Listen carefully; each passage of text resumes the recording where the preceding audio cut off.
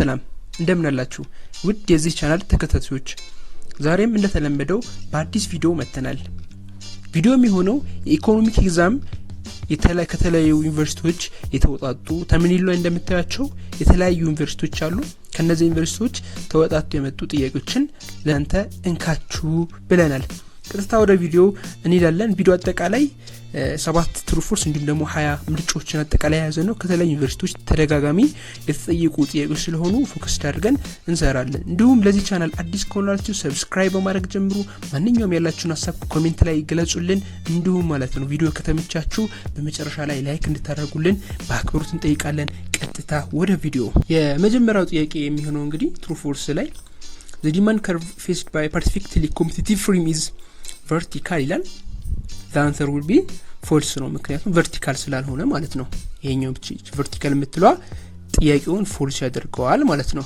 ሁለተኛ ይደርሰናል ሁለተኛው the average fixed cost curve is u shaped the average fixed cost curve is u shaped the answer will be u shaped የምትለው አይታችኋታል አይደል so what will be the answer? The answer will be false. ሶስተኛ ይደርሰናል total variable cost is equal to short run total cost plus total fixed cost. Total variable cost is equal to short run total cost plus total fixed cost. The answer will be false. Yeah. It's obvious ነው አይደል? Yeah. አራተኛ ይደርሰናል እንግዲህ አራተኛ all costs are variable cost in the short run ምን ይላል all costs are variable cost in the short run variable ናቸው ይላል ቺኛው ነው እዚህ ጥያቄ ላይ ፎከስ ማድረግ ያለብን short run እንዲሁም variable የምትለው እንትን ያረጋታል አይደል so the answer will be yeah what will be the answer false አምስተኛ ላይ all inputs are fixed in the short run all inputs are fixed in the short run the answer will be false ስድስተኛ ይደርሰናል the law of diminishing return is a short run concept the law of diminishing return is a short run concept the answer will be true ነው አይደል ያ ሰባተኛ ላይ stage 2 of production ends where the marginal product of the variable input is equal to 0 stage 2 ነው የሚለው be focused on it stage 2 of production ends where the marginal product of the variable input is equals to 0 the answer will be false ከሰባቱ ስንት እንዳመጣችሁ ኮሜንት ሴክሽን ላይ በታማኝነት እስቲ ኮሜንት አድርጉ ከሰባቱ ስንት ነው ያመጣችሁት ኮሜንት ሴክሽን ላይ እስቲ ሁላችንም ኮሜንት እናድርግ ከሰባቱ ስንት ነው ያመጣነው ኦኬ ጉድ እዚህ ጋር አጠቃላይ ኤክስፕላኔሽኑ አስቀምጬላችኋለሁ ጀስት ፖዝ አድርጋችሁ ሁሉንም ለማየት ሞክሩ ሁለተኛው ፓርት ላይ መተናል የሁለተኛው ፓርት ቹዝ ነው እንግዲህ የመጀመሪያው ጥያቄ ላይ ቀጥታ እንሄዳለን ታይማችን ሴቭ ለማድረግ አንደኛ when total utility is decreasing then marginal utility is a 0 b negative c positive d all of the above e none of the above what will be the answer the answer is negative because 0 አይሆንም because total utility ስንል አጠቃላይ የምንጠቀመው satisfaction ነው marginal utility ደግሞ additionally የሚጨመር ነገር ነው so total utility ከቀነሰ marginal utility ምን መሆን አለበት ግዴታ 0 መሆን አለበት ማለት ነው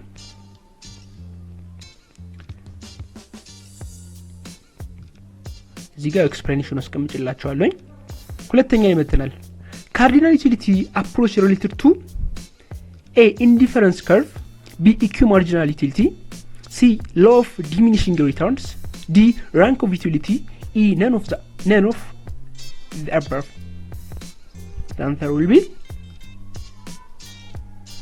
what will be the answer rank utility አይሆንም አይደል indifference curves ሄም አይሆንም What will be the answer? Law of diminishing return or is equimarginal utility? No. What will be the answer? The answer will be D. Yeah. Key marginal curve is the best answer. እዚህ ጋር key marginal curve አጠቃላይ explanation ውስጥ አስቀምጬላችኋለሁ። The cardinal approach assumes that utility can be measured and quantified. This approach allows for the conception of the different level of utility and is closely related to the concept of equimarginal utility, which is that consumer will allocate their resource in a way that equalize the marginal utility per unit of currency spent across all goods. ሶስተኛ ላይ ደርሰናል። Blank shows various combinations of two factors that give same amount of production. Blank shows various combinations of two factors that give same amount of production.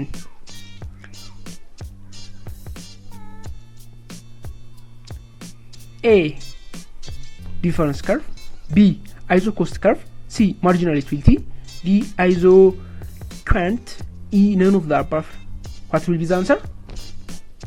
ሁለታው ኖርማል ይሄ ማርጂናል ዩቲሊቲ እና ኢንዲፈረንስ ከርቭ አይሆንም።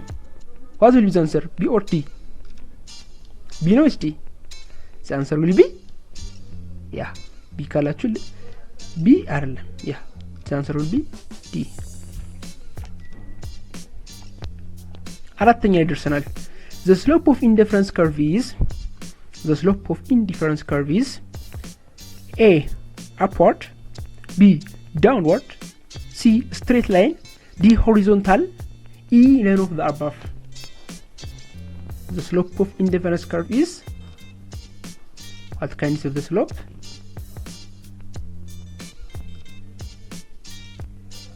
Slope indifference curve እንዴት ሊሆን የሚችለው downward ነው እንደዚህ ወይስ upward like እንደዚህ ነው እንዴት ነው? The answer will be upward አይደለም horizontal አይደለም like እንደዚህም አይደለም or horizontal ሲባልም እንደዚህ ማለት አይደለም a negative እቺ ኔጌቲቭ እና ፖዚቲቭ ነው ማለት ነው so the answer will be downward yeah the answer will be downward አምስተኛ ይደርሰናል ኤክስፕላኔሽኖቹን እሺ ፓውዝ ያረጋችሁ ለመመልከት ሞክሩ አምስተኛ indifference curves are convex to the origin because they are based on A. increasing marginal rate of substitution, B. diminishing marginal rate of substitution, C. constant rate of marginal rate of substitution, D. zero marginal rate of substitution, E. none of the above. Indifference curves are convex to the origin because they are based on what will be the best?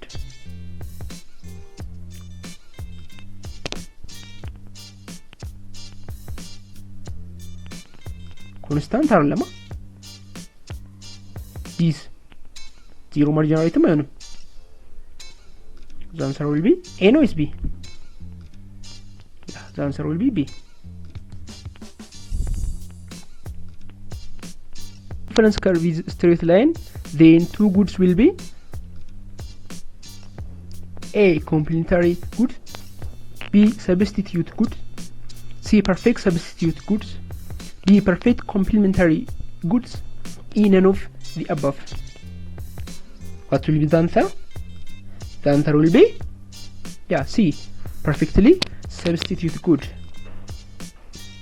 እንደዚህኛው ካላችሁ it's you are right ማለት ነው። ሰባተኛ when marginal rate of substitution is increasing the shape of indifference curve is when marginal rate of substitution is increasing the shape of indifference curve is A. horizontal, B. vertical, C. concave, D. convex. What will be? The answer will be concave no convex. The answer will be concave. ስምንተኛ ደርሰናል። indifference curve never intersect each other due to indifference curve never intersect each other due to A. different level of satisfaction, B. same level of satisfaction, C. convex to the origin, D. concave of the origin, E. none of the above. The answer will be the same level of satisfaction አይሆንም the same ቢሆኑ intersect ይደራረጉ ነበር ቢ አይሆንም convex to the origin and convex to the origin ከዚህ ጋር ሪሌትድ የሚያደርገው ነገር የለም so the answer will be A.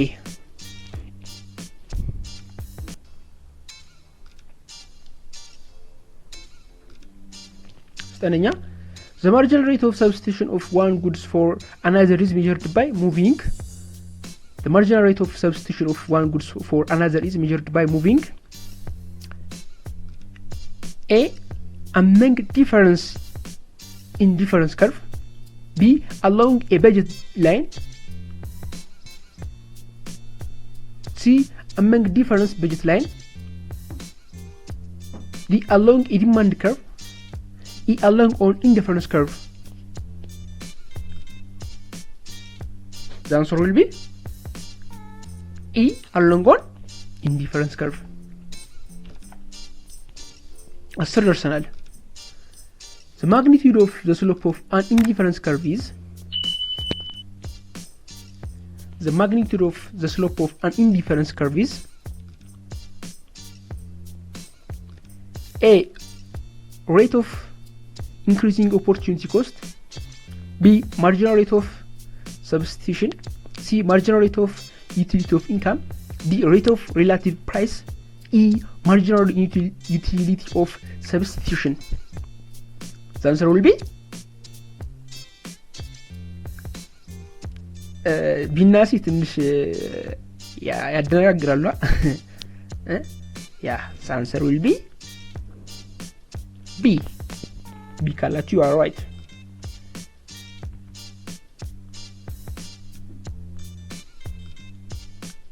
ካንስካሰር ሰርተናል እንግዲህ ካንስካሰር አመጣችሁት በታማኝነት ኮሜንት ሴክሽን ላይ ሆኖ ላይ ኮሜንት አድርጉልኝ ካንስካሰር ያመጣችሁትን ኮሜንት አድርጋችሁልኝ ኦኬ ያው እኔ አንድ 10 ከ10 ነው ያመጣሁትኛ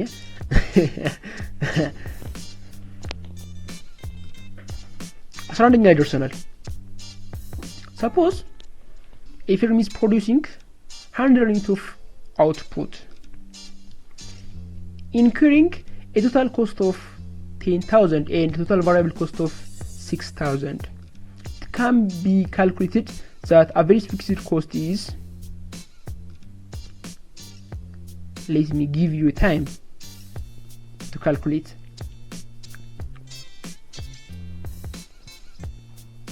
Pause አድርጉትና ካልኩሌት አድርጉ ስመጣላችሁ if 40 ከመጣላችሁ ልክ ናችሁ ማለት ነው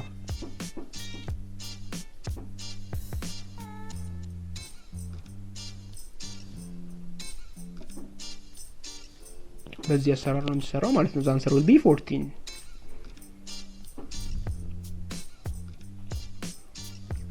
Diminishing marginal productivity is the point where A. the total product being to fall, B. the marginal product being to fall at an increasing rate, C. marginal product has reached a maximum, D. marginal product curve is below the average product curve, E. average product has reached a maximum. The answer will be C. Yeah marginal product has reached a maximum.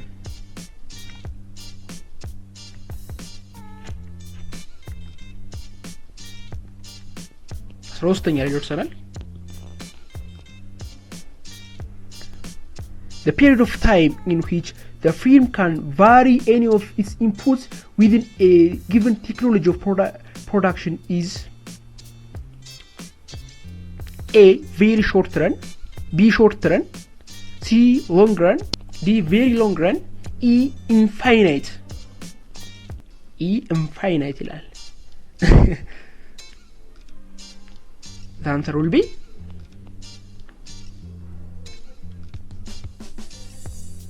ኤ እና ቢ አይሆንም ሾርት ረን የሚሉት አይሆንም which one will be the answer long run or very long run the answer will be long run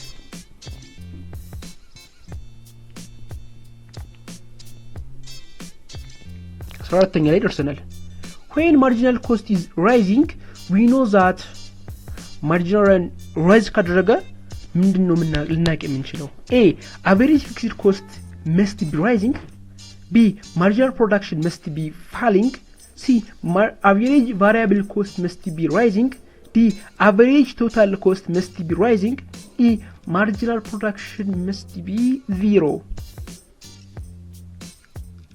let me repeat it again when marginal cost is rising marginal cost rise ሲያደርግ ምንድነው ልናቅ የምንችለው ነው አንደኛ average fixed cost must be rising average fixed cost ይጨምራል b marginal production must be falling c average variable cost must be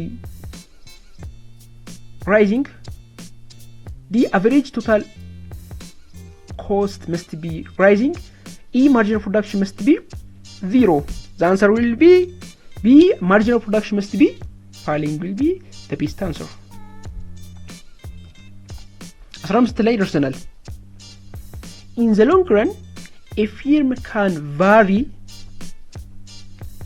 in the long run a firm can vary a its capital but not labor b both its labor and its capital c its labor but not its capital d neither its labor nor its capital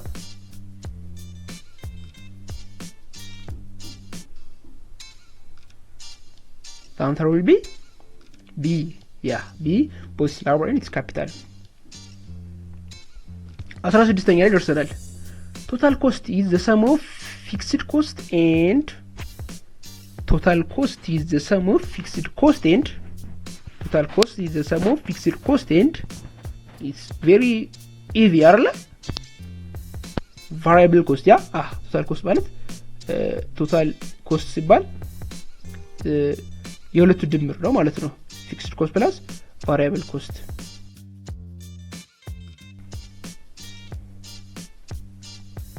17ኛ ላይ ደርሰናል እንግዲህ perfect competition is characterized by all of the following except perfect competition is characterized by all of the following except a well informed buyer and seller with respect to prices b a large number of buyers and seller c no restriction on entry into or exit from the industry d considerable advertising by individual firm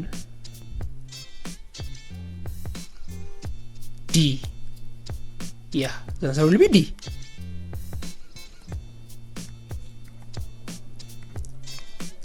ኛ ላይ ደርሰናል which of the following market types has the fewest number of firm which of the following market types has the fewest number of firm a perfect competition b monopoly c monopolistic competition d oligopoly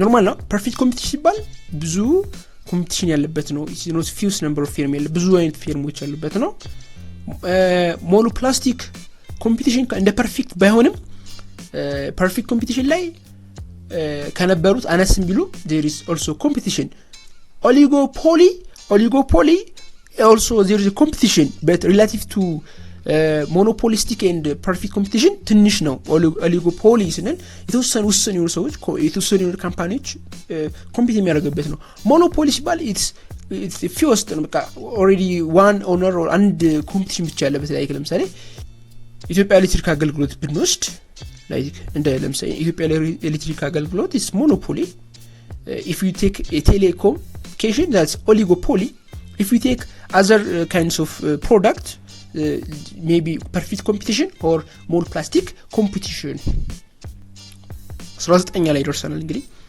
19ኛ ምንድነው in perfect competition a firm maximize profit in the short term by deciding a how much output to put to produce b whether or not to enter a market. C. what price to choose. D. how much capital to see.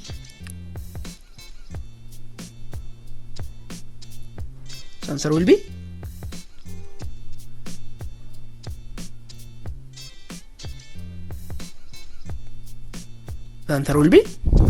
A. A monopoly market. A monopoly is a market with A. no barrier to entry. B. many substitutes. C. many suppliers. D. one supplier. ቀደም ያልካችሁ ነው ያ if the market is monopoly the supplier is one like electric elpa እንደምን ነው many supplier የሚሉት ኮምፒቲሽን ላይ ነው so no barrier to entry ደግሞ የሌለባችሁ ፐርፌክት ኮምፒቲሽን ላይ ነው ግን when we come to monopolistic competition there is barrier to compete maybe በብር ሊሆን ይችላል maybe some kinds of ታይቶ ነው ኮምፒት የሚያደርጉት ማለት ነው ውድ የዚህ ቻናል ተከታታዮች የዛሬው ጥያቄያችን ይሄ መስል ነበር አጠቃላይ ኢኮኖሚክስ እንዳልኳችሁ በመጨረሻ ላይ አብዛኛው ይሄ ጥያቄ or ኢኮኖሚክስ ኤግዛም ሲወጣ ኬት ያመጣታል የሚለውን አንድ ቲፕ ልስጣችሁ ሜቢ መጀመሪያም ሶሻል ላይ ተምራችሁ ከሆነ 11 እና 12 ላይ ያሉት የ11 እና 12 እያንዳንዱ ቻፕተር ዩኒት ለመጨረሻ ላይ የሚመጡ ጥያቄዎች አሉ አይደል ሪቪው ኤክሰርሳይዝ እነዚህ ኤክሰርሳይዞችን መስራት አለባችሁ በእያንዳንዱ ቶፒክ ላይ እነዛ ቶፒኮች ይመጣሉ ወይ ተወሰነ ቀይ ያደርጋቸው or ዳይሬክትሊ ኮፒ አድርጎ ስለሚያመጣቸው እነሱን በደንብ አድርጋችሁ ለማንበብ ሳይሆን just ጥያቄዎችን ለመስራት ሞክሩ በሌላኛው ቻናላችን ኢኮኖሚክስ አጠቃላይ ቀለል አድርገን ሜቢ ሞጁሉ ካዩትሽ በልኪ ነገር ይመስላል ሶ ቀለል አድርገን ቢበዛ የአንድ ቻፕተር ከ20 ወይ ከ20 ምናምን ስላይድ ያልበለጠ አድርገን ያዘጋጀን ነው ያለነው በቀጣይ ላይ ለዛሬው በዚሁ እንሰናበታለን ለቻናሉ ዲስኮናችሁ ሰብስክራይብ አድርጉ ማንኛውም ያላችሁ አስተያየት ኮሜንት ሴክሽን ላይ መጻፉ እንዳይረሳ ከ20 ስንት እንዳመጣችሁ ፕላስ ደግሞ ትሩ ፎልሱን ደግሞ ከ7 ስንት እንዳመጣችሁ ኮሜንት ሴክሽን ላይ በታማኝነት ጻፉ ያው እኔ ታማኝ ስለሆንኩ 7 ከ7 20 ከ20 አምጥቻለሁ ያው አንተም ያመጣችሁትን በታማኝነት እንድትጽፉልኝ በአክብሮት ጠይቃችኋለሁኝ ሰላማችሁ ይብዛ ሰላም